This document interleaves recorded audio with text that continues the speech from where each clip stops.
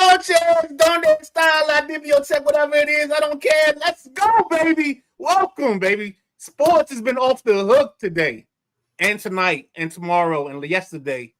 Welcome to the Sideline Junkies Podcast Network. This is the Sunday Rise. There's no better way to start your week off than with the Sunday Rise. But you know what? I got something for you. Because if you can't tell by the language of my name, you'll know about what's coming up here next.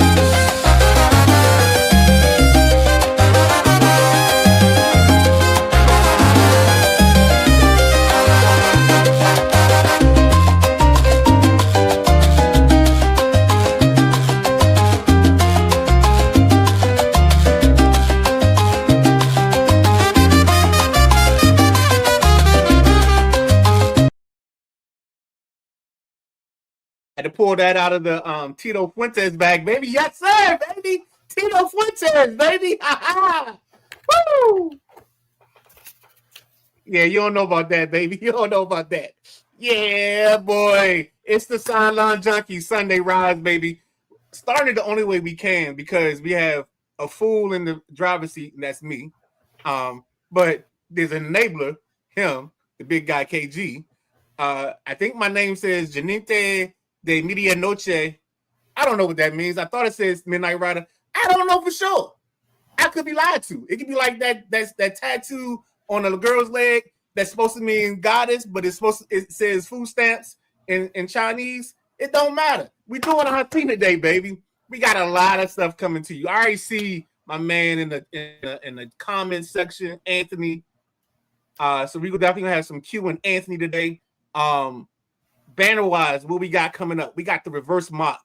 We got some rest in peace that we got to say. That's going to kind of change the dynamic of the show to start off. But we got We Love LA. If you know what I'm talking about, We Love LA. The Bengals try to get sexy, or they try to bring sexy back, even though they didn't have sexy before. But we'll talk about that later. We got the results from the NHL playoffs, results and the winners from the NBA playoffs. With that being said, I am the Midnight Rider. I'm not fluent in Spanish, so I'm not going to lie to you and try to say what I have on the screen here. He is the big guy, KG. And what we're going to do is try to entertain you for the next some change. I ain't even going to put no time limit on it. It's going to be some and some change. With that being said, let's kick this party off and let's get it going. Take it away, KG. Thank you, Midnight Rider, for that rousing introduction that you always give. So, welcome everybody to the Sunday Rise. As you heard, the best way to start your week off. Man, if you did not catch WrestleMania Night 1 React from the WrestleManiacs last night, please go back and check that out. We will do Night 2 React tonight after Night 2. So stay tuned for that later on today. First and foremost, Midnight Rider, how you feeling? I mean, I know how you feeling, but I always got to ask. Hold on. I'm going to tell you how I'm feeling. Give me a second. Give me a second. Let's go here.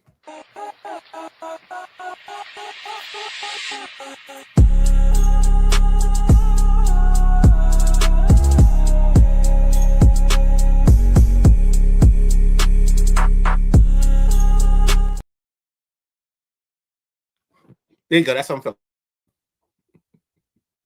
Look, I'm going to have to find out what you put in to get those tracks, because your tracks are way better than mine, man. Say that again? I'm going to have to find out what you put in to get your tracks, because they way better than mine. Oh, hold on. Here we go. Let me see how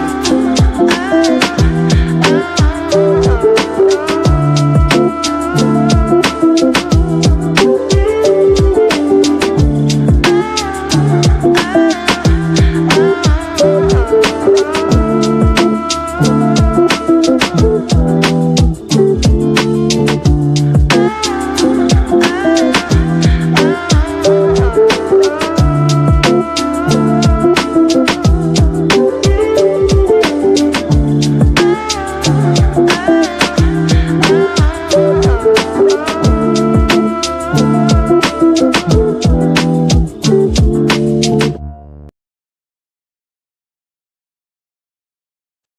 All right, that's it. That's all I got. I ain't got nothing else. So don't worry about it. There's no more surprises. That's all I got. But tell the people in programming, if somebody watched that video, there's some Easter eggs in there. That's all I'm gonna say. There's some Easter eggs in that. Maybe we'll bring it back later on. Maybe we'll do it as one of our commercial breaks, but it's some definite Easter eggs in that thing. All right. Well, gotta change trajectory for a little bit. I'm sorry. I'm doing good. Oh, I know that. Gotta change the trajectory for a little bit. Get this show started so we can get it back flying to the right altitude. Los Angeles, California, Anaheim Angels player, won a World Series there. Garrett Anderson, left-hand hitter, came up with the Angels in '94 and finished out his career with the Dodgers in 2010. 293 lifetime average, 2,529 hits, 287 home runs, 1,365 RBIs. Has passed away. He was a 3-time All-Star, World Series champion with that Angels team in 2002, won 2 Silver Sluggers in 2002 and 2003, and he is in the Angels Hall of Fame. He passed away of a heart attack on the 16th in California. The Angels wear a GA patch in his honor for the remainder of the 2026 season. I know you're a baseball man, Midnight Rider. Thoughts on Garrett Anderson? This one, to be honest with you, hit hard. Because there was 2 guys in LA. I didn't get to see them much, but I loved the heck out of them. It was 18 and 47. 18 was Garrett Anderson. 47 was Howie Kendrick. So when 2019 hit and Kendrick was here, I couldn't have been a happier baseball fan than the day that the Nats came back or came to DC. But watching Garrett Anderson, he was like one of the guys. He was just the ultimate doubles machine. He wasn't the fastest outfielder, and whenever I played MLB The Show, he's the only guy that didn't have to run 99 in my outfield to play in my outfield.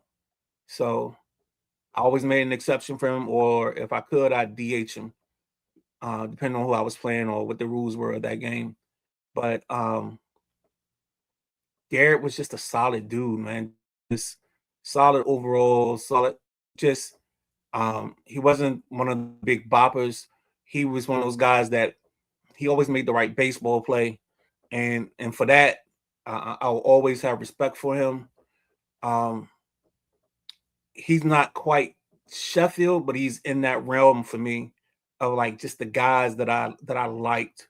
They were my guys when it came to baseball. So with a heavy heart, I definitely say he will be missed. But I'm glad we got to see his whole career and finality and everything. Oh, that's great.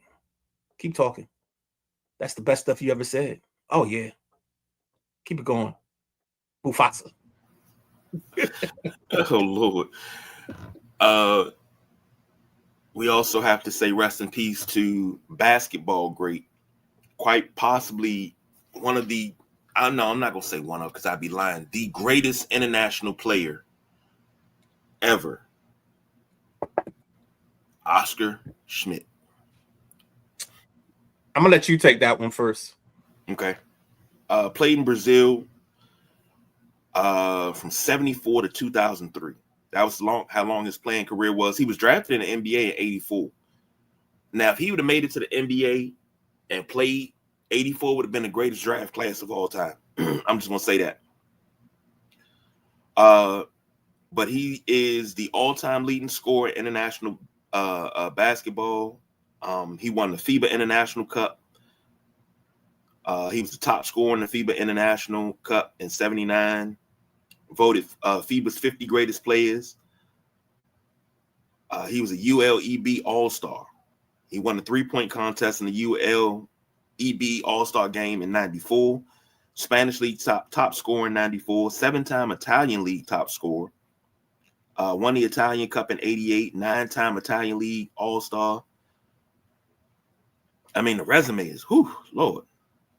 Italian League All-Star MVP in 87, 3-time Italian All-Star League three-point contest champion, and that's 3 years in a row, 87, 88, and 89.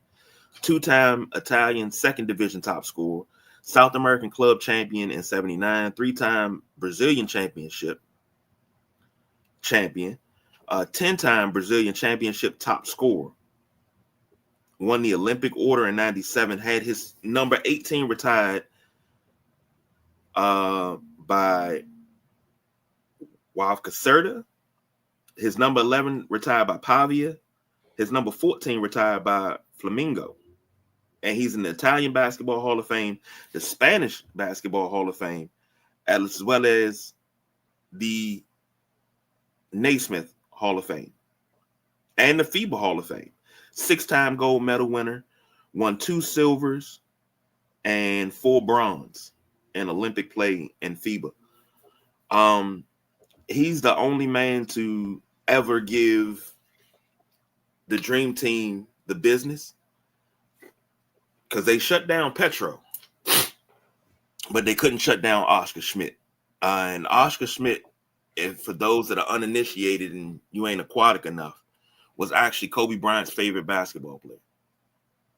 And nobody has ever talked about him in a way that you like, oh, he's not that good. No, when they talk about greats, Oscar Schmidt is up there. I always call Drazen Petrovic the greatest international player to ever play in the NBA, but Oscar Schmidt was the greatest international player of all time.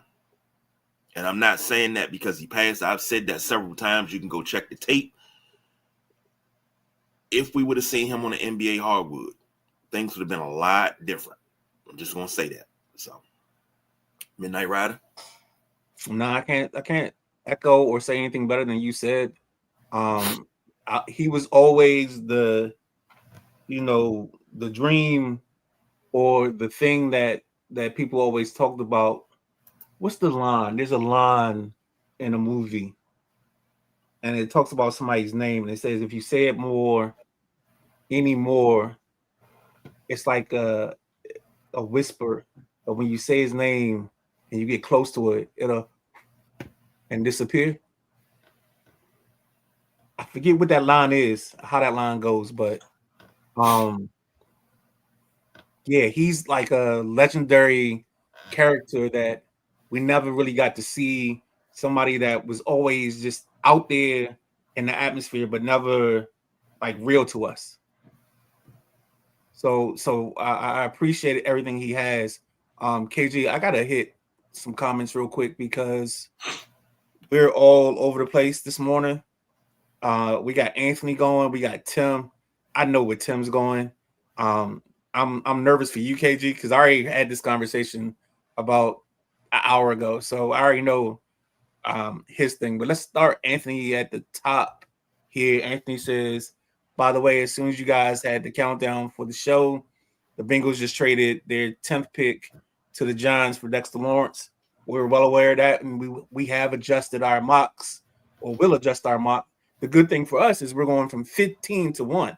So we don't have to worry about that as much as a normal mock person would have to deal with it. And then, Anthony, hold on. What's this? Let's get this up here. First of all, I know who Tito Fuentes is because he's Cuban. You know what, Anthony, you're starting to put some layers to the story of this nickname of mine that's going to start making some sense. So I love that. Tim Watkins off the top rope. KD is shit, and Houston should never have traded for her ass. His words, not mine. Anthony, this is a little disrespectful.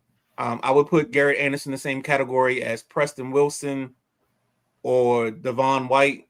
Great, reliable outfielders that were never going to be the center of your lineup, but were consistent. I got to push back a little bit on that.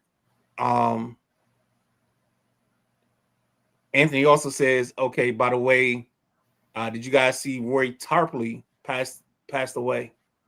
KG. So let's research that while Roy we're. Tarpley passed away in 2015, brother. That's okay. I thought it was old. All right, and then Matty Ice says bleep Cincy. He says fuck Cincy. So but I think that's more of his mock that he's doing now. He has to change everything from basically the 10th spot down. And is everybody going to keep their picks, or how is that going to play out? So Matty's going to have a hard day. He's going to have some. You know what? Matty might have some hard times, baby, these next few hours as he gets ready, because his mock draft has been taken off the rails, baby. So that's all I got. Oh my goodness. Maddie know about hard times. Textile workers across the country getting laid off for computers, daddy. You know, it's not going to change much for us, but it's going to shake up how the draft goes. So, but for Matty, it shakes up everything because it shakes up everything. Yeah. So, oh no, that's not go. No. It's no. So, you are one of the headliners of the WrestleManiacs, and last night we had a show. We had WrestleMania Night 1. I don't know how much you saw, but I have to get an aficionado's perspective on Night 1 in WrestleMania. That's the only way. That's the only way, baby, we can open this show. Well, if I got to give, now I wasn't on last night. I didn't come on last night. I'll be on tonight. But if I got to give a grade to Night 1 was way better than what I expected. I think the pop of the night had to go to when Bianca Belair came out. Did not expect her to come out. And then when she opened her coat and said that she was pregnant, the first thing I said, I was like, oh, we about to be aunts and uncles. Yeah. But it's something that Sumo and the People's Choice Don Rodriguez have said. They was like, as long as she's been out, you know, she decided to have her baby now, it'd be great. Because, you know, she's going to be out with the finger thing and, you know, it's cool. She's been out a year. Yep. And now we're talking about, now last time she went out, I think she tore a muscle in her stomach. And we thought that was a cover for her being pregnant. We were like 2 years ahead of it. But her coming out, announcing her pregnancy in front of 50,000, what was it, 50,586 or something like that in attendance. And then, you know, everybody that was watching around the world, that was like the moment of the night. But the matches, it was no dull match on Night 1. They opened up with Division featuring iShow Speed versus Usos and LA Knight. To see Logan Paul get put through a table by iShow Speed made me pretty goddamn happy. Drew McIntyre versus Jacob Fatu was, man, they might as well made that a hardcore match. They should have put the hardcore on the line for that. All gas, no brakes, baby. The women's Fatal 4-Way Tag Championship, I wanted to see the irresistible forces of Nia Jax and Lash Legend retain, but it did not happen. The simple fact that they came out, the entrances last night, everybody's entrance was awesome. Yes. The paying the homage to Demolition what the irresistible forces did. Yes. Absolutely wonderful, man. Absolutely. Paige coming back. Huh? Paige coming back. Oh, yeah. Paige coming back. Yeah, I forgot that was in that match, too. I did not have that on my bingo card. Yeah. Did not have that on my bingo card. But Paige came back, and her and one of the Bella twins win the championship. Seth versus Gunther was not a bad match. It got slow for a second, but then it picked up. Becky versus AJ Lee I mean, you knew that was going to be a show. We knew that was going to be a show. Liv Morgan versus Stephanie Valkyria. I love Liv's entrance. Yes. Looked like a Britney Spears video. And I was like, oh, she killing it. Yeah. Oh, she killing it. And then she came out and she went to town. Now, your main event was Randy Orton versus Cody Rhodes.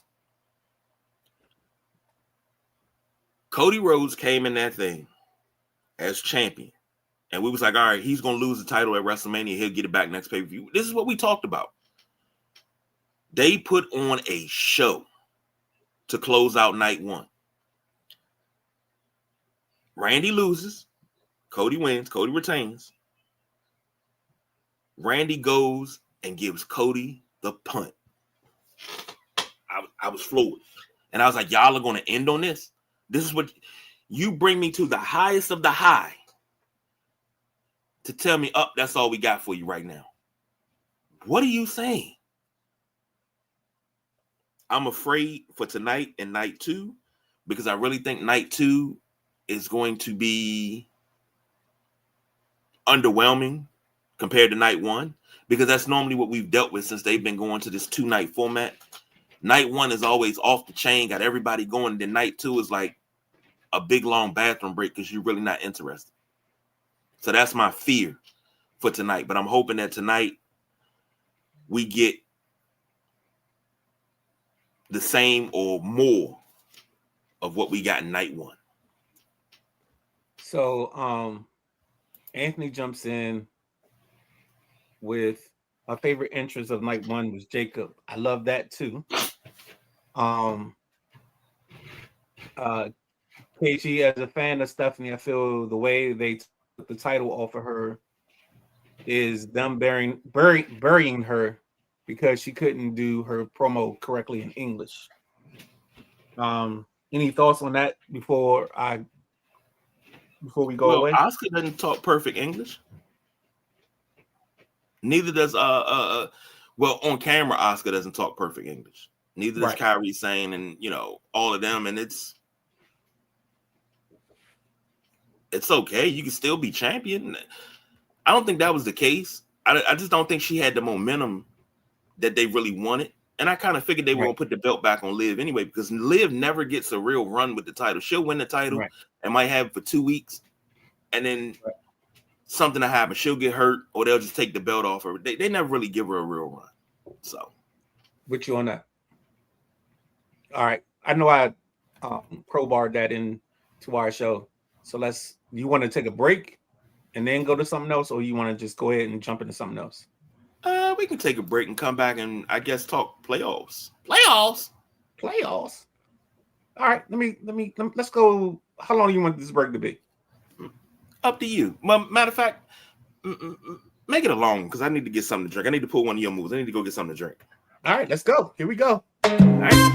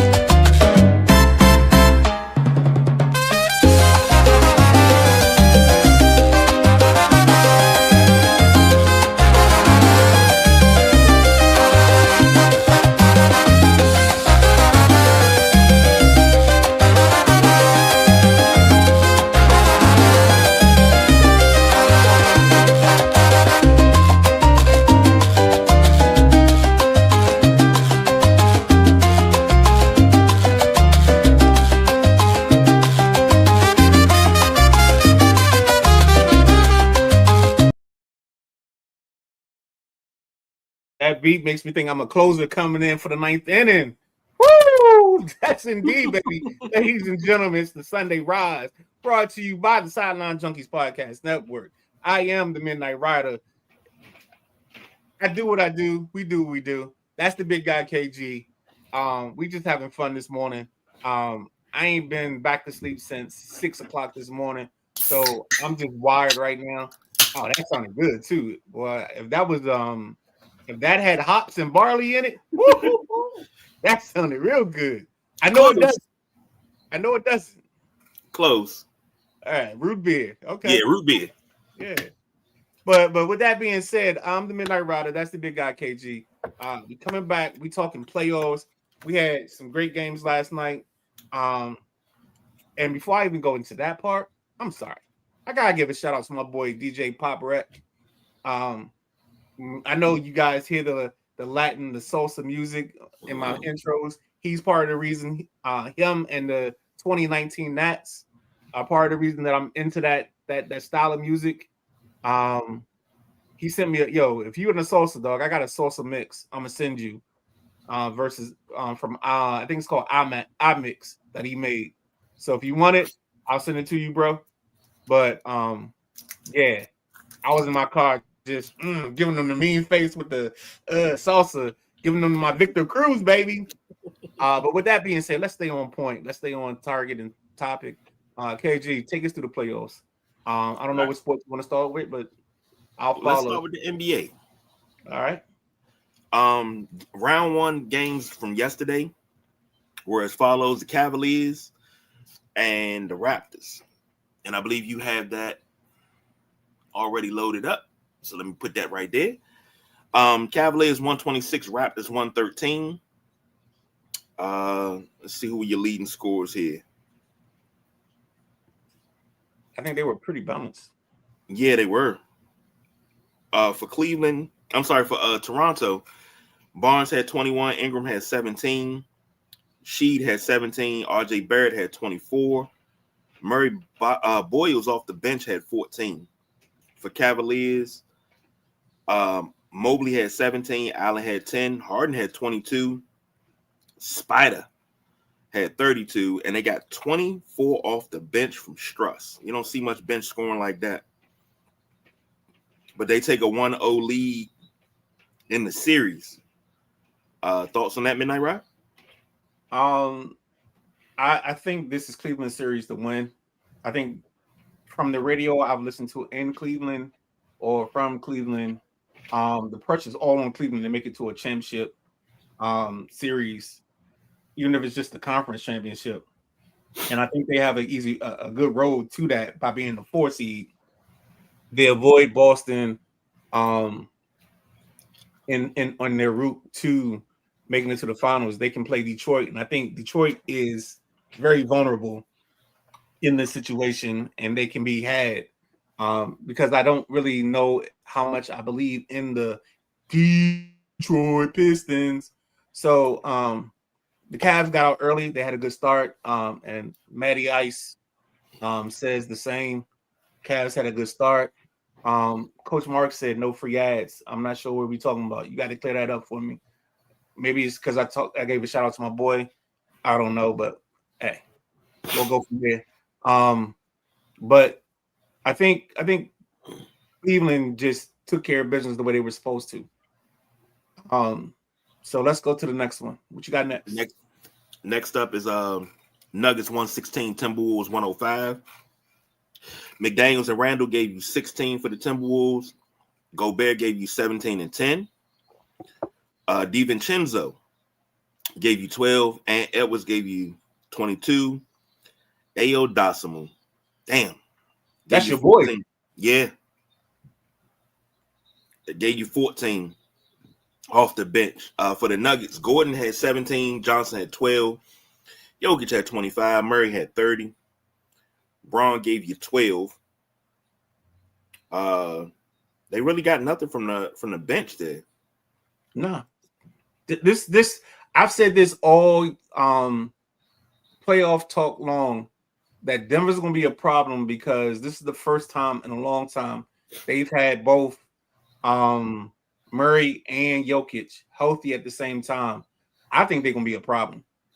I actually have them in my conference finals over the Spurs. And I know everybody that knows me knows I hate the Spurs with a passion. But still, I think this is something that's going to happen no matter what. So that's crazy you say that because talk about a team that you got in your conference finals. this team right here. The Knicks 113, the Hawks 102. I got the Knicks in the conference finals, actually, yet again. For the Hawks, Johnson gave you 23, 19 from Ogunwu. Huh? Oh, you talking about the Hawks kid? Yeah, it's Okunwu. Yeah, I don't watch too much Atlanta basketball. McCollum gave you 26. That's all you gotta know. Anytime you see the double O's in the name, just go ahead to Nigeria, baby. Okunwu. Alexander Walker gave you 17 for the Knicks. Hart gave you 11. Anobi gave you 18. Whoa. What are you doing? What did Hart give you?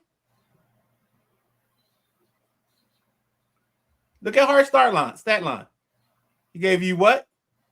11. And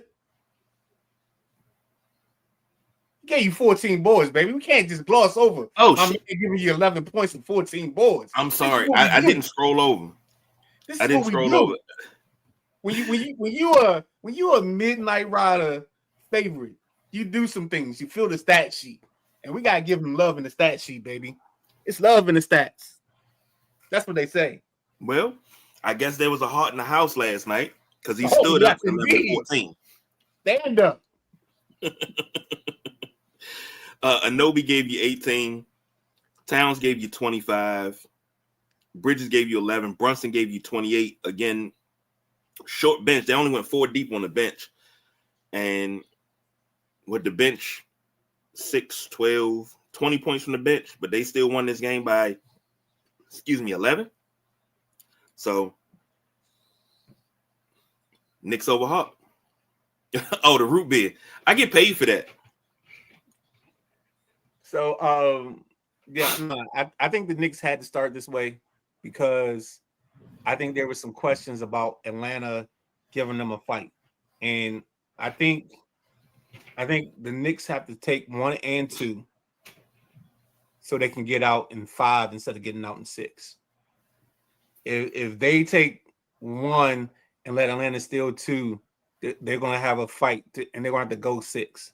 But if they can steal 1 and 2, I think they can steal 1 in Atlanta and make it a gentleman's sweep. All right. Now, this one right here is near and dear to your heart because you're Los Angeles Lakers 107.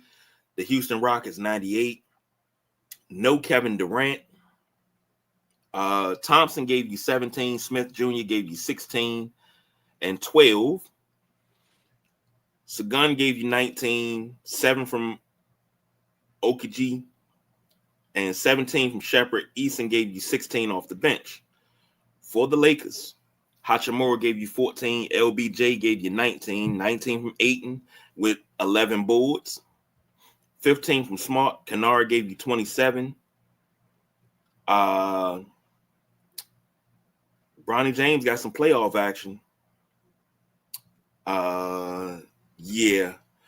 A turnover and 2 fouls in 4 minutes. They got to play that kid more. Got to get him more playing. Is the hate that deep in your heart, man? Huh? Is the hate that deep in your heart that you had to bring up the fact that the man not even on the stats in the box score, and you had you had to dig down in the box score just to say that. But see, that's just it. If you listen to me, it's never hate with him. I always advocate for him playing more because I really think he's a talented kid. I really think he's talented. I really think he's going to be not a superstar, but he's going to be a star in the league, not because of his name, but because of his play. I think he will become a valuable contributor. I'll say it that way. Kevin Durant got hurt or hurt himself in warm-ups. I don't know what that was or how that happened. And all I know is for everyone that was telling me that we were going to get swept, we got 1. I think we still got 2. But don't let us get confidence. And I told people before that the way that LA can steal this series is you get one of these other guys one of these other gentlemen to have a career day. And last night they got it. Kevin Herter gave you 27. And I've said this the whole time. If you listen to whether I was on Club JG, which is a great podcast, whether it's Highly Opinionated, another great podcast that we support as the Sideline Junkies Network, or if I've been on Nothing But Net here on the Sideline Junkies 7:30 Wednesday nights, we've given you, or I've given you, or told you that I think LA doesn't get swept, and they didn't get swept. And I think LA has a chance because all they need is for Bron to be Bron, and they still games with the other guys. The other guys have to show up, and I'm saying that because you can get tonight. Last night you got Herter. Tomorrow night you might get Ayton. But it's going to be somebody showing up and showing out. So we got a chance. I didn't pick us in 6. I picked us to lose in 6. But we got a chance. And in the name, or in the words of one Lloyd Christmas, to Mary Swanson, who he thought was Mary Samsonite. So you're saying there's a chance. That's all I got. You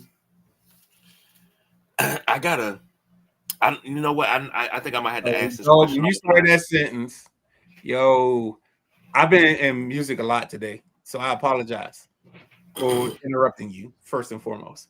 But when you said it, all I heard was D'Angelo.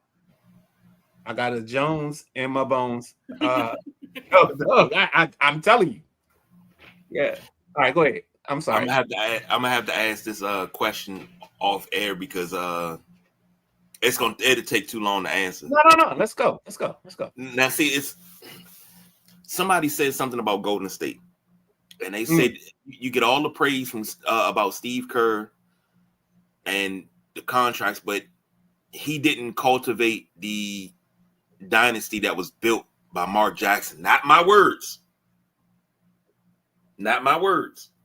Okay. Said Mark Jackson built the dynasty, got blackballed from the NBA, and Steve Kerr just reaped the benefits. And I want to know, how true do you feel that is? Well, I would say it this way. I don't take in the Mark Jackson building. I give the credit to Mark Jackson for building the dynasty.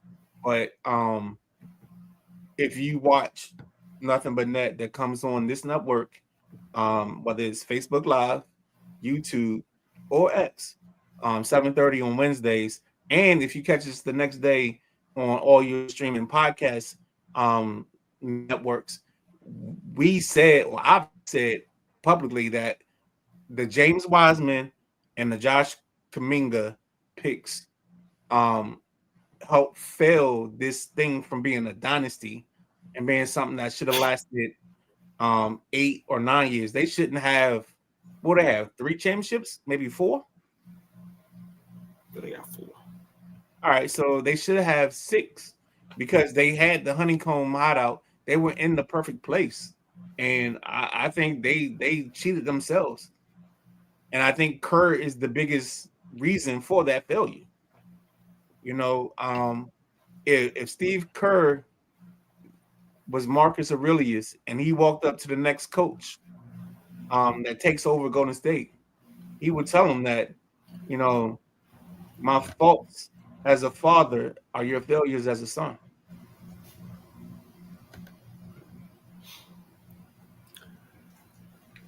I thank you for that. I thank you for that, because I it was like, what was it? It was about 1 something this morning when I saw that. I was like, oh, here we go. And I love Steve Kerr. I've been a Steve Kerr fan since he was in Cleveland.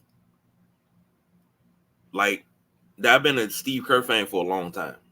But to hear people disparage him as a coach, and I'm like, I can't 100% agree with that. I can't. But I always give props to Mark Jackson, and so does Steve Kerr. So, we love LA. Is that a Lakers thing, or what's that? Yeah, that was a Lakers thing. So you can go ahead and keep going. Okay.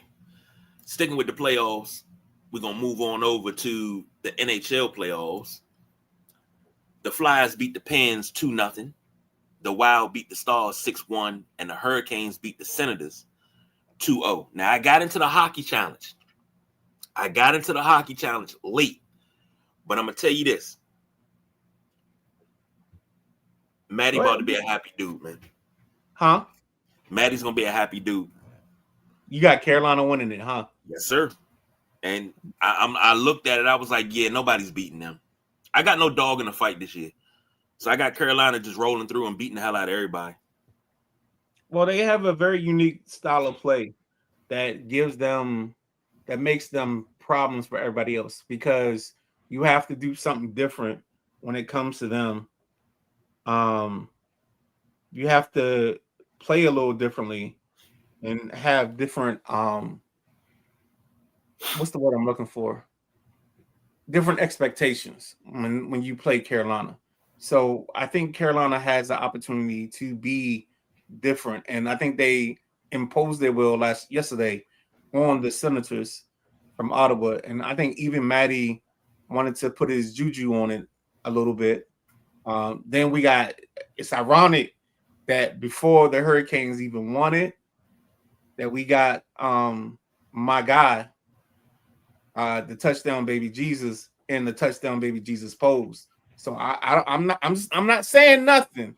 I'm not a conspiracy theorist, but if there was a conspiracy theory out there, all I'm saying, baby, touchdown Jesus pose. What am I missing? That's all I'm saying, KG. That's all I'm saying. We went 2-0. But the Flyers beat the Pens 3-2. The Wild beat the Stars, which is kind of an interesting thing because the Stars have been in the conference finals, I think, the last 3 years. So it's going to be interesting how they bounce back. But all I'm going to say again, KG, is we get touchdown baby Jesus in the touchdown baby Jesus pose. Carolina wins. I'm not saying anything else. That's all I'm saying. Then we're gonna need that for the rest of the playoffs to make it right. Let's see what we got here comment wise. What's Anthony talking about? It's like the Tampa Bay Bucks won. They won the Super Bowl. Tony Dungy. Oh, okay, I get what you're saying. Tony Dungy built that team, but because Gruden won the Super Bowl, he gets the credit, not Tony Dungy. All right, I get that. Raleigh showed why it's the loudest house in the NHL. I give them that. That place was jumping. Yes, indeed, sir. Not a good start for Ottinger in Dallas again. And here we go. I don't think so. Carolina has some serious weaknesses that I saw during that win against Ottawa. I don't think they're going to dominate the East. I think the teams that will win the East is Pittsburgh. Look at my man Ant coming off the top rope. KG, anything else? No, we can switch gears now. Let's switch gears. And you want to take a break? Oh, well, let's take a break. Hold on. Hold on. I might have something for us to take a break to. How long you need to break? You want a quick break or a long break? Your choice. Surprise. All right, let's go here. Let's do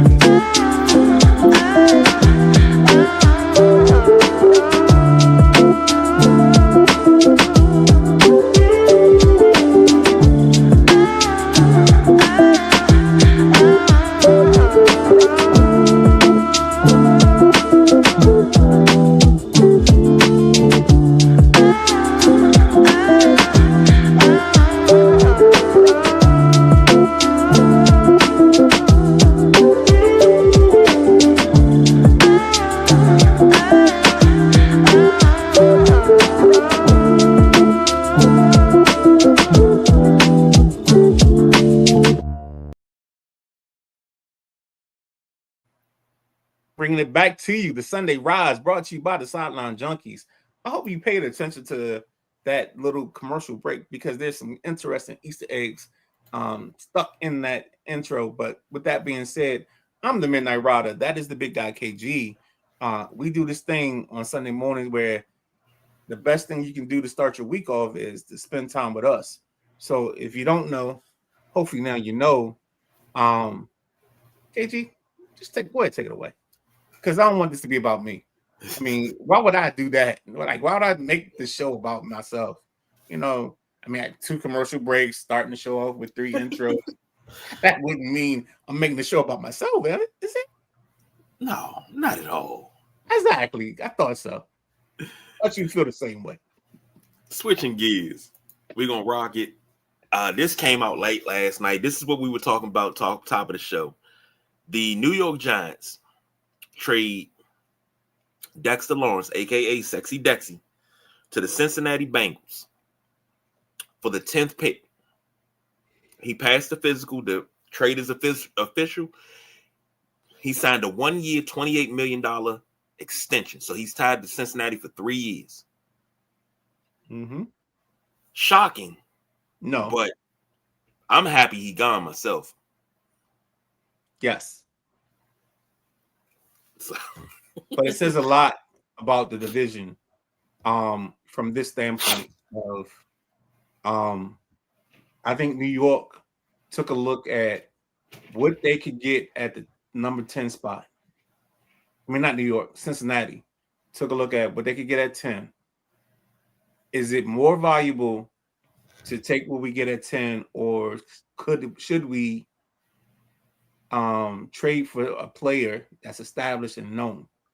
This is kind of where this is almost kind of like the NFL's version of the NIL, where we have a known entity, and we'd rather take the known entity than the answers or the questions that come with a player that we don't know. And I think that was Cincinnati's thought process, is they felt that they couldn't get a player to be as impactful as Dexter Lawrence was going to be for them. So why waste our time? Why put ourselves out there and do this when we could just go ahead and get the 10th best player, the 10th best player in the league instead of the 10th best player in the draft? And it's not the 10th best player in the league, but probably like one of the top 10 defensive linemen, as opposed to getting a player like a Caleb Downs or somebody like that. I think the value is different. And because you're not paying Trey Hendrickson, you got the money. So what's the loss? I don't think there is one. Right. I think I think it works out for both parties. And I say that because Cincinnati, like you said, you're not paying Hendrickson because you lose Hendrickson. Okay, boom. You got to have somebody dominant on the line. Lawrence is dominant. Okay. For the Giants, you need draft capital. You need to build from the bottom up. Yes. And you got, to be honest, offensively, the Giants have Malik Neighbors coming back off of ACL. Scatbo should be coming back. He's going to be your primary running back, probably. You got Jackson Dart. So you want to show up the defense. I mean, do what you got to do. This is I'm glad Lawrence has gone out of NFC East because he wreaks havoc. Catching. Yeah, what? You're foreshadowing something that I won't have in our reverse mock. What am I foreshadowing? You're talking about defense. I'm gonna leave it at that. You're talking about defense and the Giants. Well, no, because the Giants still have the 5th pick as well as the 10th pick. Mm-hmm. So now I got them going a different way. Okay. A different way with those 2 picks. Okay. So, but I think it works out for both teams, money wise and talent wise. So let's rock it, man. Let's just the draft can't come fast enough, because then when the draft comes, then you got rookie minicamp, and then you got OTAs, and we already in voluntary workouts, man. God, like this is a wonderful time of year. Anthony, yes, we're about to do the mock right now as we talk. hold on. Let's see what this is. The next train to happen is going to be the Dolphins trading the on A-Chain to the Cowboys and a pick swap. We get 20, they get 30 and a 4th-round pick with Devon. Okay. You've been on this Devon A-Chain trade the whole time. And I love the fact that you're very deleterious in your intentions. So if it happens, I'll make sure I give you the flowers that that you deserve, because you've been very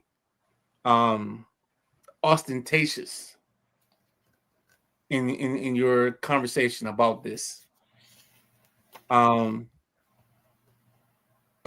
So appears I'm getting lucky. Only 2 picks are swapping, so I will not hate Cincy.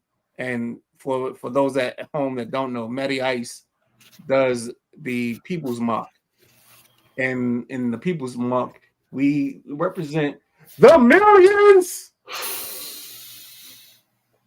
and millions of people at home trying to do mock drafts. So there we go.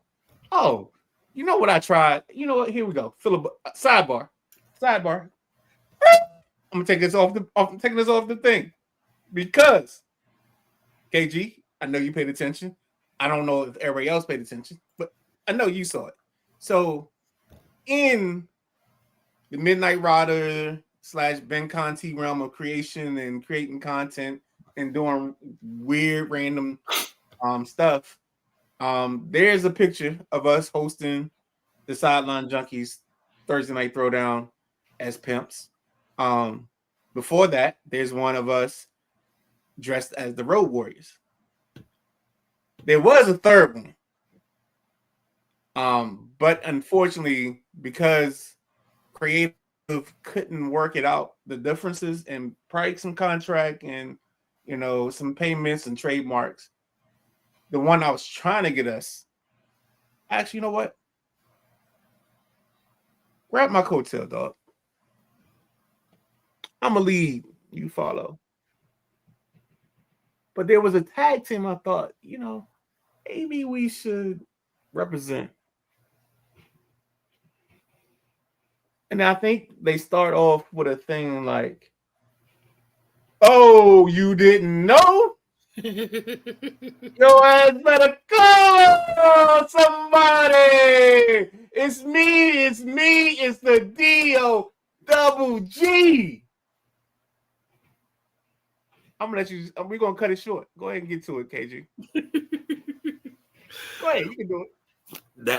That would be wonderful, because then you got to have it when you say cut the music. Ladies and gentlemen, boys and girls, children of all ages, D Generation X proudly brings to you its tag team champions of the world. The Road Dog, Jesse James, the Badass Billy Gunn, the New Age Outlaws. Now hold up, because we got something. If you're not down with that, I got 2 words for you, baby. Suck it. 25, 26 years. We talking like almost 30 years, and everybody still remembers that. What a time to be alive, man. Yo. What a time to be alive. I'm sorry. Not to take us off script, but I figured that was the big payoff, because I was trying my best to make it work, and it just wouldn't work. No worries. Now we got to the piece of resistance of what we are here to do. We went 32 through 16 so far. I do have the boss BJ's picks. He submitted his picks this morning, so I have his picks to put onto the list. All right. This is gonna be interesting because, as we all know, the Midnight Rider doesn't know all his picks from the night before. I got them all handy. Okay, so let's hold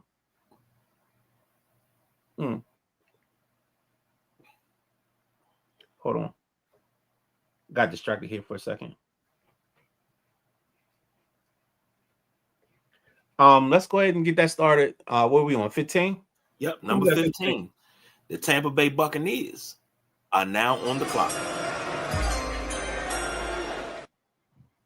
Am I going first, or you want to do a background, or you want to do BJ's? Well, Talk again. I like BJ got he had all the stats. That's what he's missing. So we won't have the stats tonight because I meant to tell him to send me the No, it's all list. good. Because I think.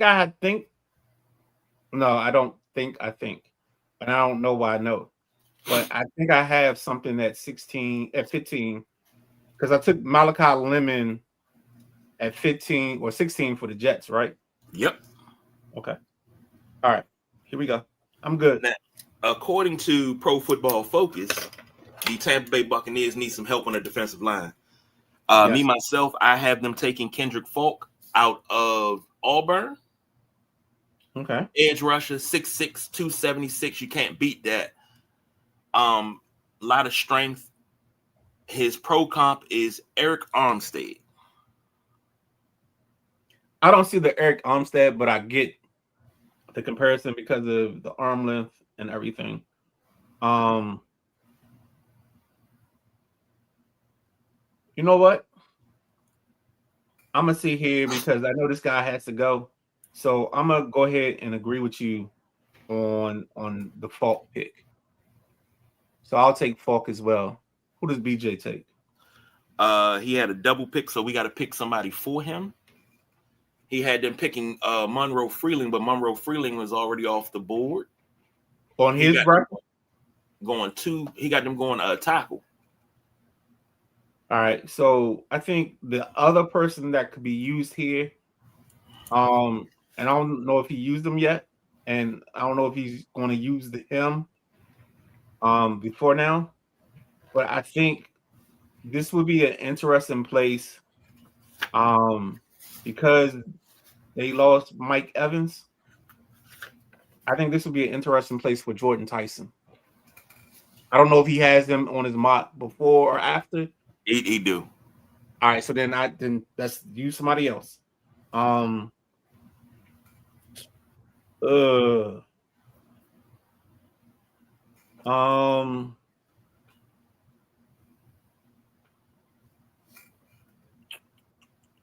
BJ, what would we do? What's their misses again? They need defensive line help, but he had them going O-line, and he does not have Caleb Lomu. I don't think he has Caleb Lomu at all. So let's give him that. So we'll go Lomu for him. All right. Next up. Who's at 14? The Baltimore Ravens are your 14 pick. Ooh. The Ravens need is interior offensive line. Ew, this is good. So interior offensive line at guard, center. I don't see them picking a center. I'm going to give them Chase Bisontis out of Texas A&M. Okay. Bisontis. I know you're talking about. Bisontis, okay. I think to be honest with you, brother, and we'll share this pick. I think they're the team that would take a kid like Spencer Fano out of Utah. I think he would go here in this scenario because they can push him in the guard and get way better play out of him than whatever they got a la Falele, who went and signed with the Giants. And also, he's kind of one of those guys to go full Chris Collinsworth. Now here's a guy. And I think he fits the Ravens perfectly. And the only reason they get him is because I want to save my Ola Vega pick for later on. So that's why I give them Spencer Fano. And the boss BJ has them taking a weapon for Lamar and Carnell Tate out of Ohio State. They haven't said who? Carnell Tate. Okay. BJ doesn't like Carnell Tate, obviously. They have him still on the board. All right. Next up, pick number 13.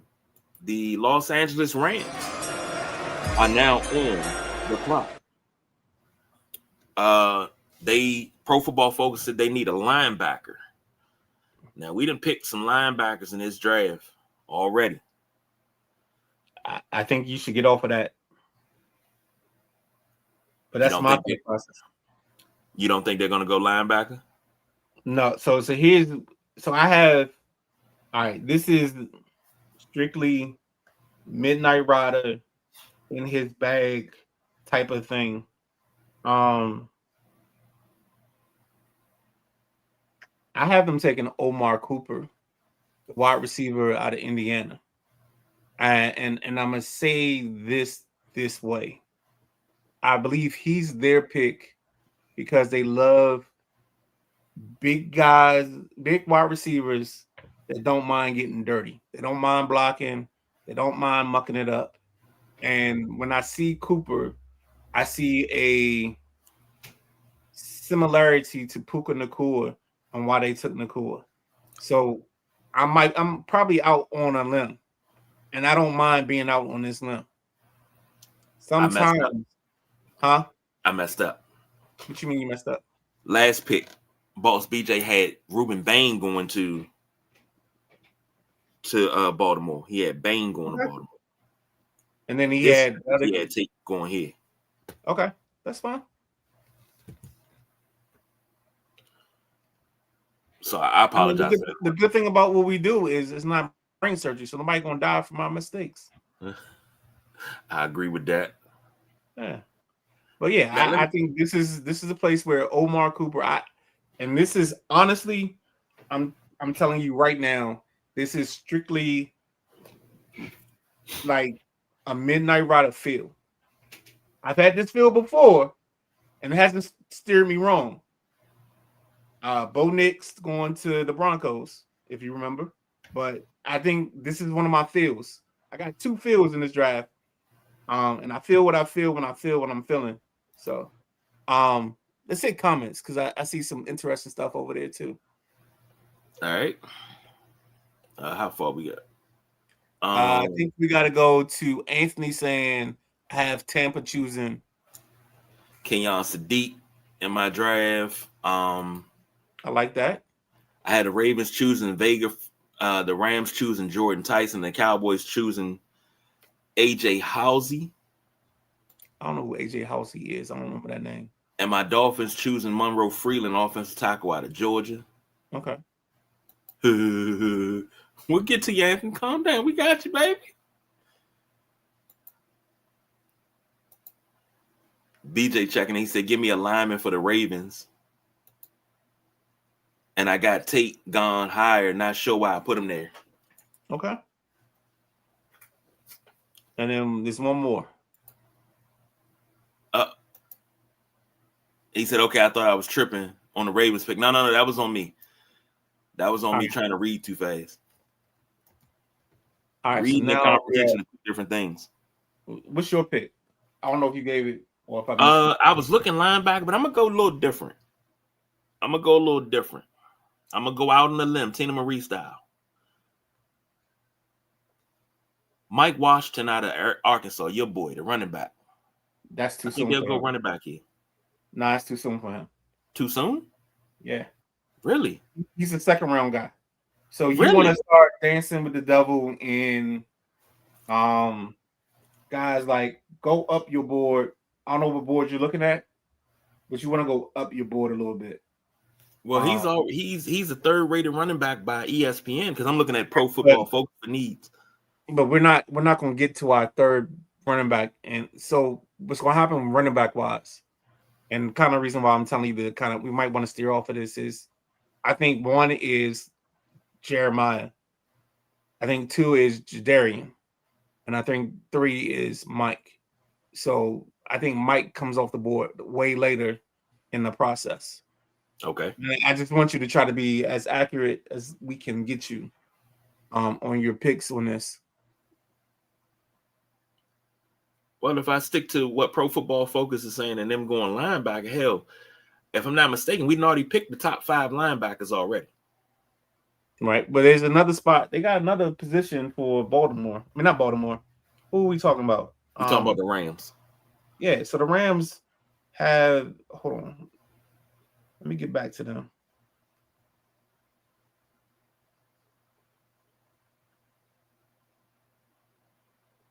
There's a couple things you could do for the Rams. I mean, you could go wild card, Scotty, and go.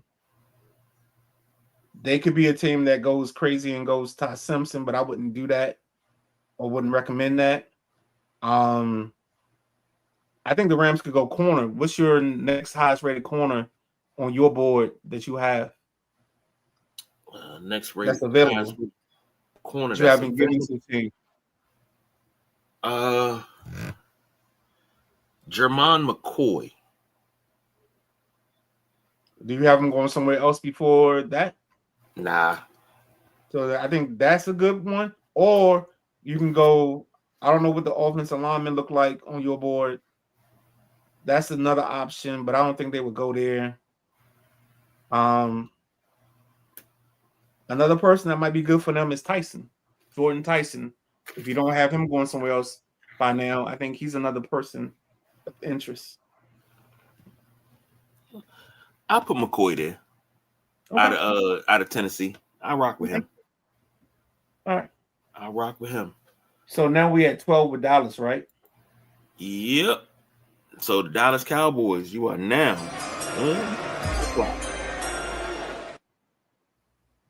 Dallas need is a linebacker. And they say that they think that they're going to invest both of their first round picks into safety, cornerback, edge rusher, as well as linebackers. All right, so I'm gonna do them a favor, even though I shouldn't. I'm gonna give them Caleb Downs from Ohio State because I think he's the one Ohio State player that can fall into this place, and there's gonna be a reason why he falls, and you'll figure it out at 9. I'm gonna go ahead and go with Downs myself. Okay. The boss BJ has Kendrick Falk from Alabama. Auburn, going to the Dallas Cowboys. All right. Next up, number 11 is Miami Dolphins. They need a wide receiver. I think I take Jordan Tyson here. Jordan Tyson. All right. I can agree with that. I ain't got no beef with that. The boss BJ has them going O-line. Francis Mogoa out of the offensive tackle. Yep. That's a good pick. I think I'm gonna miss somebody that should be in my top 10 that I didn't account for because of what I'm doing right now. Next up is the newly minted number 10 pick, the New York Giants are now on the board. You know what? Never mind. It's saying that they need linebackers. I don't think that, I think they'll take care of that earlier or take care of something earlier. So I think they'll take care of that at 5. Give me Francis Manoa there because they can address tackle that way. All right. If I gotta choose here, let me choose. I don't see them going offensive line. I think I see them going. They don't need nothing on the defensive line, but they do need wide receiver help. That's a good call. I like where your mind's going here.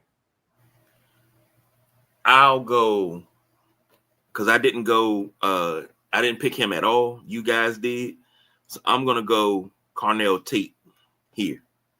Okay. And the boss BJ got Jordan Tyson. Yep. I like that because we're there. We're in the. I'm getting where you guys are vibing at. All right. And I'll apologize to you now because when I actually do the mock the other way, it's gonna be a little bit different. And I'll be doing that with Highly Opinionated. Hopefully, I think that airs on Wednesday. But we're doing this. We're taping the show tomorrow. So I think I'll be on with Maddie for a little bit, and then we'll be taping the mock from Highly Opinionated.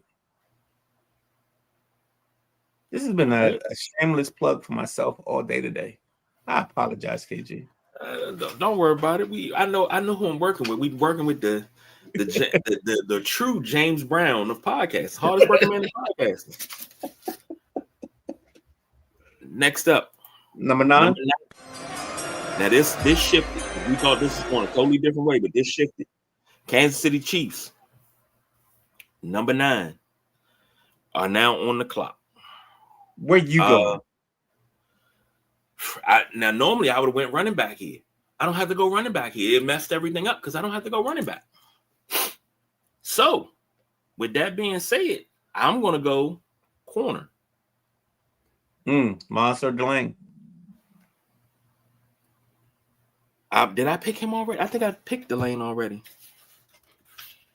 Hold on. Yeah, I got him going to KC anyway. I got him going at 29. That's crazy. So I don't have to go corner. I already got corner. Okay. I might, you know what? Let's go wide receiver again. Let's go wide receiver. I have not picked Jordan Tyson. I'll give them Jordan Tyson. Nope, I'm sorry. I did pick Jordan Tyson. He went to Miami. I'm sorry. You got Malachi Lemon off the board? No, I do not. Let's go ahead and put Lemon right there. Who the boss got? KC taking. The boss has Spencer Fano. Okay, I like that. At number 9. He got the Browns, though. The Browns ain't picking at number 9.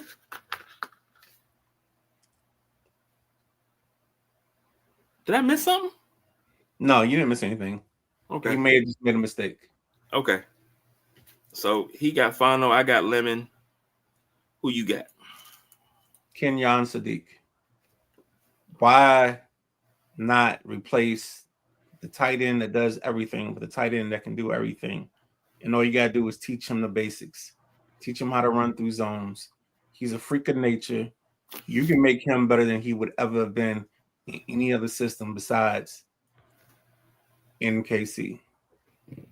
And when you picked him, I forgot when you picked him, and I can't remember when BJ picked him, but this is again, it's nothing more than feelings when I say these sometimes. And this is one of those feelings that I have. It's a tingle play.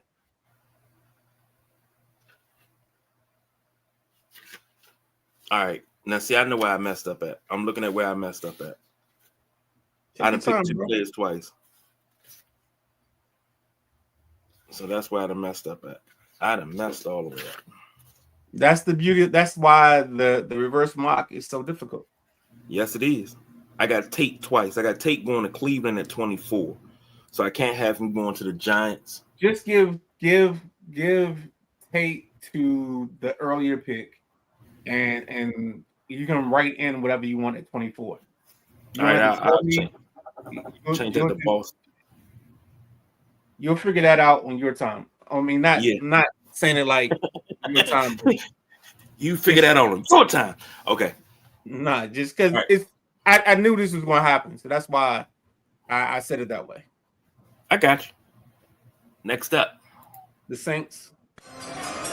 They're going to march in. Pro Football Focus said they need a wide receiver. So with that being said, I'm going to give them. You done given up all the top wide receivers. You don't have a wide receiver available. What's their next need? I have not given up Omar Cooper. You guys did. Okay. You got Omar Cooper at 8. Omar Cooper might be your best friend. Yeah, I'm going to give him Omar Cooper. Okay. The boss BJ goes with Delane. Yep. From LSU. And give me the same. All right. Next up, near and dear to our heart. The Washington Commanders are now on the clock.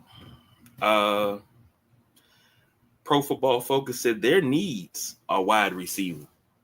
I don't think they go wide receiver here. I don't. In a perfect world, you go running back and you pick Jeremiah Love. Okay. Is that who you going with? That's what I'm going with. Okay. Who does BJ have in that pick? He has Sonny Styles. I agree with BJ. Ooh. I got no beef with none of it. So next up is 6, and that's Cleveland. The Cleveland Browns. I have Carnell Tate going to the Cleveland Browns because right now your best outside wide receiver is Jerry Jeudy, and you have to take care of that situation now.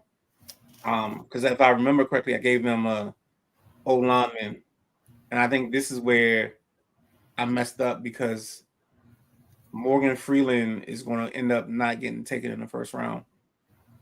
So that's where I'm going to make my mistake.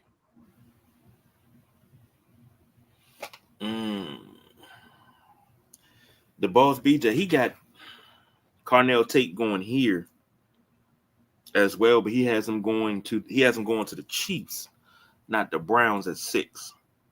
So maybe Bossman is trying to do a trade, but I think either way he's still safe, no matter how that plays out. I think Tate has to go 6.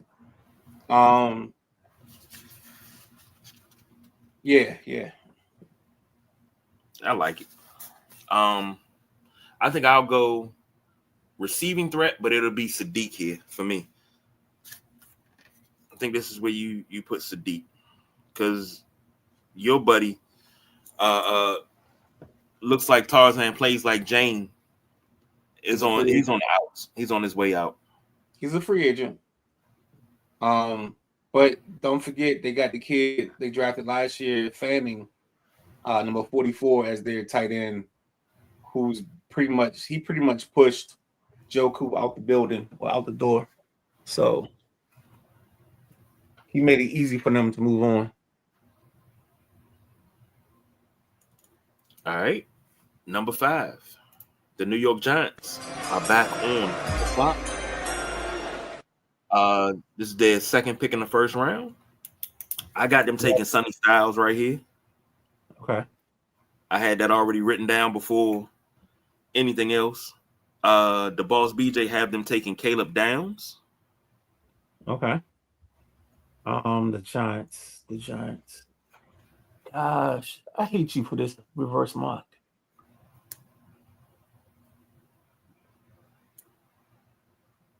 And I mean that in the nicest way.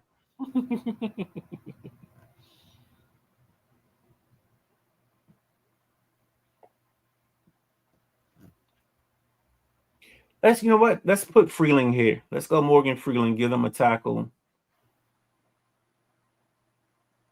Because I think they have to adjust on their fly. All right.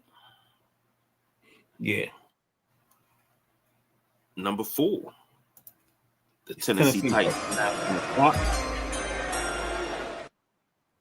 Saying they need an edge defender, but who's the quarterback in Tennessee? The kid Cam Ward. Okay. They drafted him last year in the first round. Right.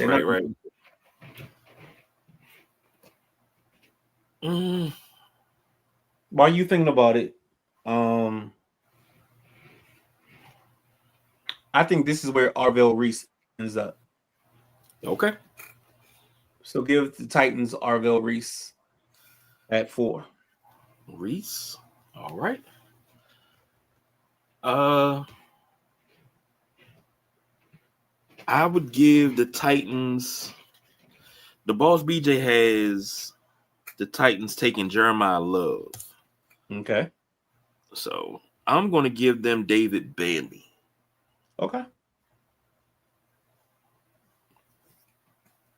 All right. Next up, your number 3 pick, the Arizona Cardinals, are now on the clock. The Cardinals need a little bit of everything, but it's saying that they need a tackle. But the Cardinals don't even. They got Jacoby Brissett as their quarterback. I'm gonna tell you right now, what the Cardinals are gonna do. They're gonna ask themselves a simple question: what you won't do for love. You can find everything, but you can't make up. Jeremiah Love goes to the Cardinals at the 3rd pick. All right. The Boss said Arvell Reese. Mm-hmm. I mean, we're down to like 2 names. Yeah. You don't say, yeah. Jeez. I guess I gotta go. I'm gonna go Reese here too. I'm gonna go Arvell Reese. Okay. All right. Next up, New York Football Jets. I'm about to say the Giants. You are now on the clock. Process elimination, baby. The only person left is David Bailey. On my sheet. On yours, yeah. The Boss BJ has David Bailey, number 2. This the Jets we talking about. Oh God. I mean, we already know who the consensus number 1 is.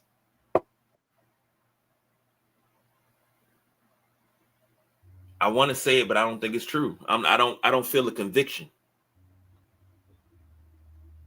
I don't feel a conviction of it. I mean, they could take a long snapper. Here we go.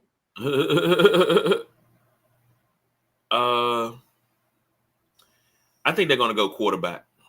Let's be honest. Hold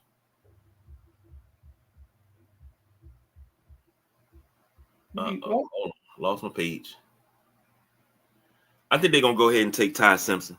Don't know why, but it just seemed like a Jet move because they got a revolving door at quarterback. They got nothing back there.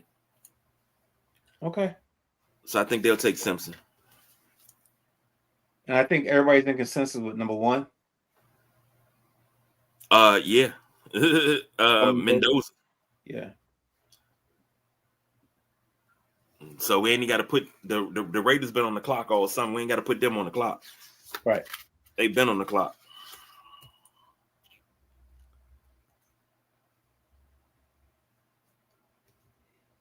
All right.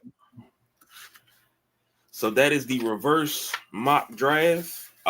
Thursday night. I guess we'll start late. We'll start about 8:30, I guess. No, what? Oh, what are we doing? What time does the draft start? I think the draft starts at 8. So I was thinking, and this is me, I figured we go, since we got playoffs and everything else going on, we do the Thursday night throwdown from 7:30 to 8. And then from 8 on, we do draft coverage. So we cover the rest of the sports world from 7:30 to 8. And then we turn it over to our draft coverage. We could do a theme music. I don't know if we need a theme music. But we could go from that to the draft and do our draft coverage from 8 on. And that's when we tell everybody to jump in, because I think it starts at 8, if memory serves me correctly. Yeah, it does start at 8. I just looked it up. It starts at 8. Yeah. So yeah, 7:30 to 8. I think we just do like playoff update for hockey, basketball. If there's any baseball news we want to hit, we hit the baseball news, and then we switch it over to our NFL coverage. All right. Let's get to a couple of comments before we get out of here. Anthony said, well, not necessarily if a team falls in love with Mike over Price. I could see him being drafted in the first round right behind Jeremiah Love. No. Guys, that makes no sense. Rams is traded for Trent McDuffie. That's the corner. Who drafted the corner to the Rams? What we got? Where were Rams at? Rams were. I took a wide receiver. I thought. I think I think I did. I drafted McCoy. Okay. But I stand on that. Okay. Just because you traded for a guy don't mean you're not gonna bring another guy in. Anthony said the problem with that is Sullivan said he's not going to draft guys who have issues with injuries and stuff like that. So I think he would go with the safer pick as a receiver. He had to choose Lemon. Okay. You got to understand, Anthony, we're not doing this from 1 to 32. We're doing this the opposite way. So you're doing the process of elimination in reverse. So like that's the part that makes this difficult a little bit. What's Maddie saying? Some of the names you mentioned in these spots are off the board. Stay tuned tomorrow. What's happening tomorrow, Matt? Oh, the People's Mock at 5 on drive time. I like that. Then Boss Man comes in with typo. Yeah, that was a typo. What he typed out. What's next? Maddie said, I think you guys are going to find the People's Mock draft. The People's Mock very interesting. Am I plugging in tomorrow's show enough?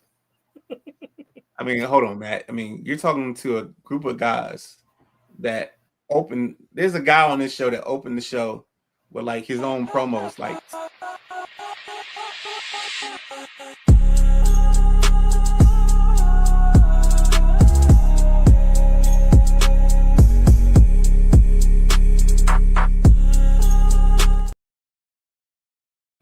So I don't think there's anything gratuitous or you're stepping over the lines when you're self-promoting, Matt. That's all I did that video for, is to show you that like we love ourselves some us. So yeah. And I promise you, KG, I won't play any of the other 2 videos. I promise you. The rest of the show I won't. Maddie said, for my Raiders, the pick is obvious, but I still wouldn't be upset if they traded with the Jets for a boatload of picks. But it seems the Raiders are very set on taking Mendoza. I totally agree with him on that. So, what's left? Hey, what you eating? Ooh, this is good. I like this one. So we got options. I got some chicken tenderloins. Tenderloins. Loins so tender. Wanna be next to you.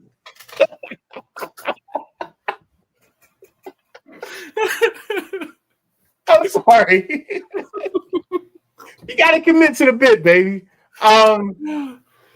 But no, I had some chicken tenderloins. I don't know. So one option is I'm gonna cook them up, and I'll make I got some pepper jack cheese. I got some, of course, onions and peppers, and I can make a sandwich out of it. The other option is making tacos. So I don't know if I'm doing chicken tacos or a chicken sandwich. So that's the debate, and that's all going to come out when the chef is done cooking. Because what I could do, I feel like Randy Marsh right now.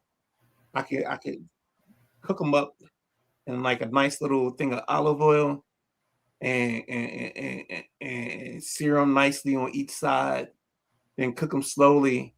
And then when I'm finished, I can take the chicken out of the pan.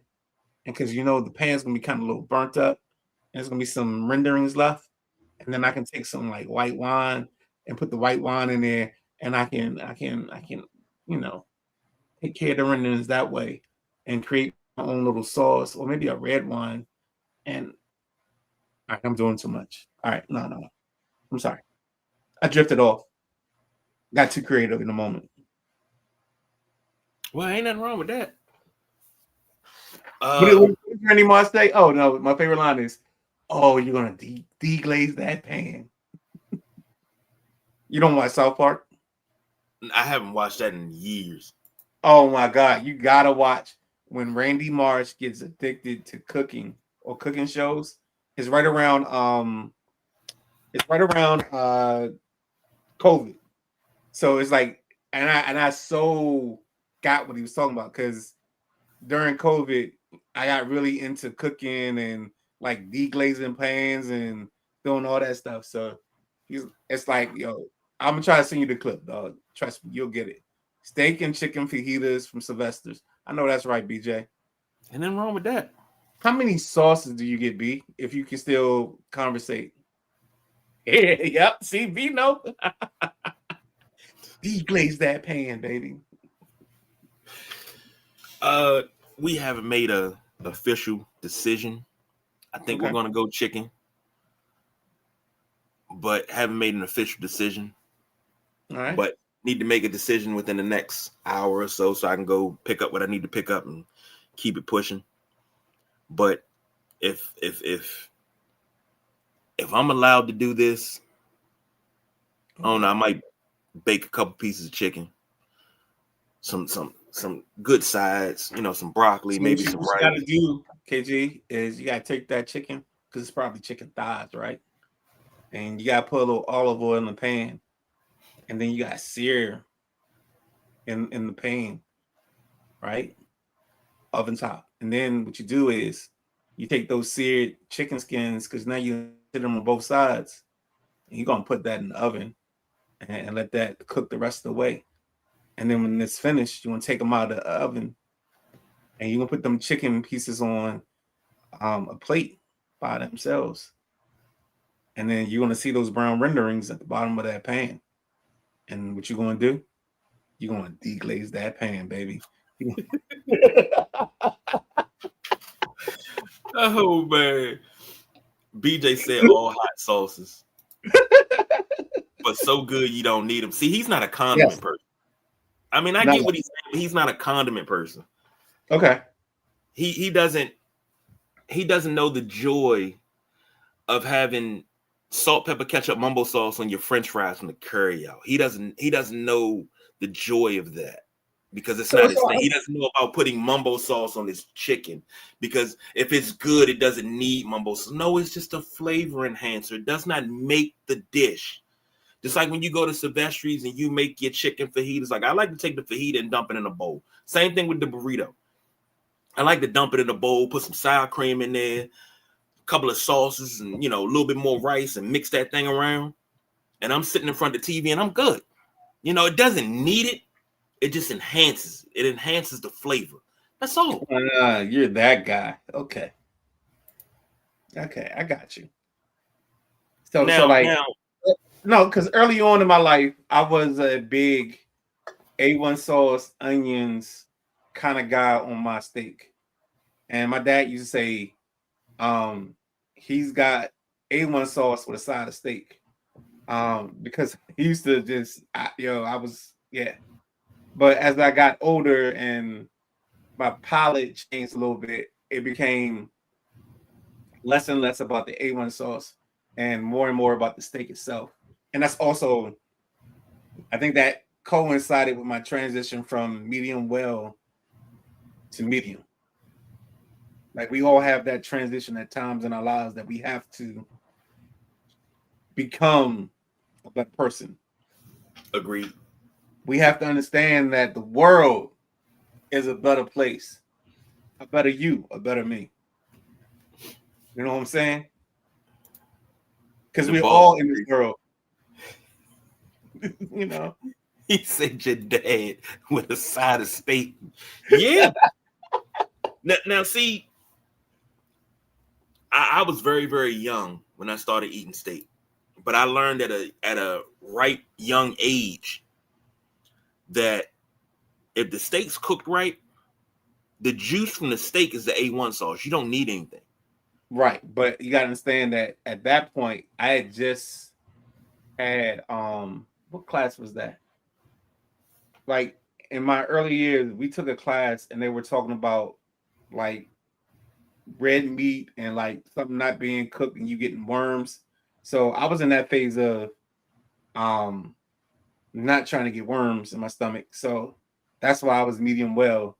And Yes. then, as I got cultured and became initiated, that's when I changed to the world of or the realm of medium steaks and everything else. Now, when it comes to certain things, like had an argument with the boss. This is a couple of years ago. We had an argument about steak You and guys cheese. argue? Not you Yeah, guys. yeah, No. we had a whole knockdown, drag out argument about steak and cheese. Hey, I don't know if you're in the comments, but I see Jack Wagner made a comment. Or made an emoji. Shout out to Jack Wagner. J Dub, what's happening, man? Good to see you. Who else did I just see? There's Maddie. Oh, Modiz jumped in as well. So shout out to Modiz. I'm trying to see any more names that I can find. That's all I got. All right, sorry, man. I didn't mean to cut you off. No, it's all good. We had a argument about the steak and cheese. He was like, a steak and cheese from Jiffy, you shouldn't need all that stuff. And I was like, when you get a steak and cheese, it's a sandwich. When you make a sandwich, you put things on your sandwich. I like what I like. I like when I order my steak and cheese, lettuce, tomatoes, extra mayonnaise, double fried onions. It's to enhance the sandwich. Does it take away from the flavor of the meat? No. But who wants to eat a sandwich of just steak and cheese with nothing on it? It's just steak, cheese, bread. Who wants to eat that? Who wants to eat that? So I think BJ operates in the world of condiments are extras and they do too much. I think B would. I think if he gave in to his if he put his thoughts to the side and gave in to what was possible, he'd enjoy more food better. Because you can't have the 4 sauces and the fajitas and not put the sauces on the fajitas. That doesn't make sense. It makes no sense. Yeah. Sorry. But I agree. This is what I try to explain to him. I try to explain this to him on a regular basis. Like, you're taking it as, oh, you got to drown it. And no, you don't have to drown it. You don't need to drown it. But you put it. Now, some people like to make it a murder scene when they order certain stuff. And I'm like, okay, that's great for you. Not for me. So I'm a ketchup guy, right? Right. Like I make sure when I do fries, my fries have ketchup on them. I don't drench them, but there is a very copious amount of ketchup on my fries. Not extreme, not bathed, not fries with ketchup with a side of fries. But there is some things. Yeah. He says great bread, great cooked steak meat, and cheese.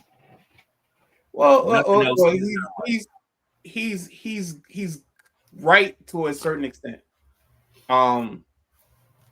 The bread does make the sandwich. The bread can enhance everything else. I would wonder. I think if we took BJ to the Lost Dog Cafe, he would not know what to order. Or he'd have to adjust his order because they put so much stuff on their steak and cheese or their chicken sandwich. Like he'd be like, "Oh, give me a number 2. Can you put the garlic mayo on the side? Can you put this on the side?" Like he sounds like one of those guys. Like he wants everything on the side and he can add it at his taste, at his convenience. Yeah, and I think he'd be the person that'd be like, "Oh, I had this steak and cheese. It was overrated, but it's only overrated because you took all the good stuff off of it." You know what I'm saying? See, now he throwing shots. Now he throwing shots. Damn. Well, I hope he ain't eating Easter market because you want to talk about rats running through shit. I'm gonna eat the garlic mayo. See, that's another thing. I can make him a sandwich with garlic aioli on it. He'd be like, "No, don't put no aioli in it." But the aioli makes the sandwich better. It takes the aioli and the deli pickles takes it to the next level. He's not gonna eat it.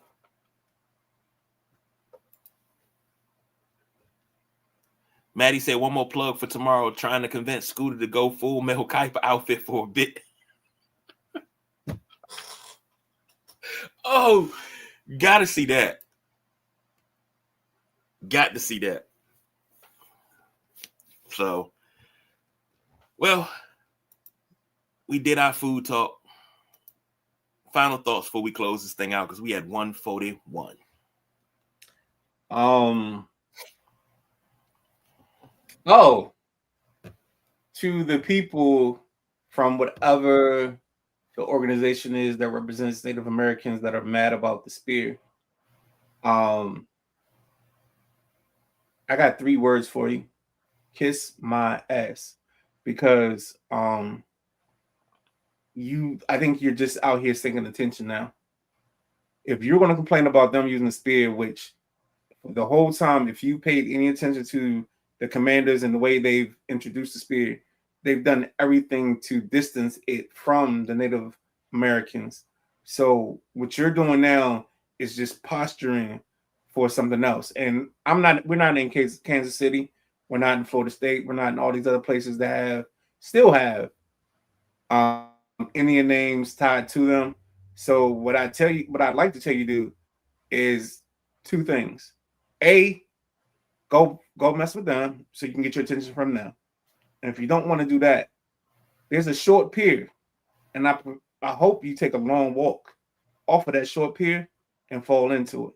So that's my conversation or my thought process on the people or the Native American tribe that wants to complain about the spear on the side of the helmet for the commanders. And yes, the 3 words, kiss my ass. And if you want, I can make it 4, and it could be kiss my entire ass, or it could be 5, kiss my entire black ass. But we're in the same neighborhood, no matter how you do this. Sorry, KG. I ain't got no follow-up to that because those are my sentiments exactly. Okay. Follow up. Final comment goes to the boss BJ. Tell them how you really feel. Damn. Hey, it's been said. So make sure you join. Don't forget tomorrow, because we really haven't talked about it, but Drive Time is doing their People's Mock tomorrow. It hasn't been mentioned at all during the show. So I wanted to make sure we got that out there. Yeah. Tomorrow at 5 p.m. Yeah. So then of course you got Unapologetic Tuesday at 6:30. We'll be back on Tuesday at 7:45. Wednesday we have Nothing But Net at 7:30. We will jump in this thing. What you say, 7:30 to 8 on Thursday? 7:30 to 8 with the regular Thursday night throwdown. Regular Thursday night throwdown. Then we will jump into the NFL draft. So Thursday will be a marathon, ladies and gentlemen. Marathon. So are we gonna do like a and this could be off air, but are we gonna do like a musician? Like, do we want to do a draft theme? Because I mean, both of us got captain cuts, so we could have some fun and make an NFL draft theme for Thursday. We can do that. We can. I hate when you do that, because that means you're starting to think like I'm. And don't forget, we got a bit Thursday. I don't know if you're in on the bit. I'm waiting for my part of the bit to show up. Okay. All right. But also, before it slips my mind, WrestleMania Night 2 starts at 6 p.m. tonight. The WrestleManiacs will be right back here after that is done to give our thoughts on WrestleMania Night 2 as well as WrestleMania as a whole. So make sure you tune in for that. But until then, that's the Midnight Rider. I'm the big guy KG. Thank you to Boss BJ, Maddie, Anthony, J Dub, Mo D's, everybody that commented, everything, man. Appreciate y'all. We will see. Well, I'll see y'all later on tonight. Maybe see the Midnight Rider later on tonight too, but you'll definitely see. Okay, won't see the Midnight Rider, but if I'm not mistaken, the Four Corners of Wrestling podcast will be with us tonight. So be ready for that. Until then, we are out of here.